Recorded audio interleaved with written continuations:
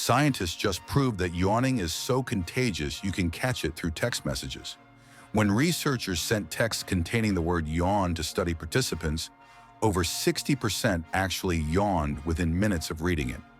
Your brain processes written words about yawning the same way it processes seeing someone yawn in person, triggering the same mirror neuron response that makes you automatically copy the behavior.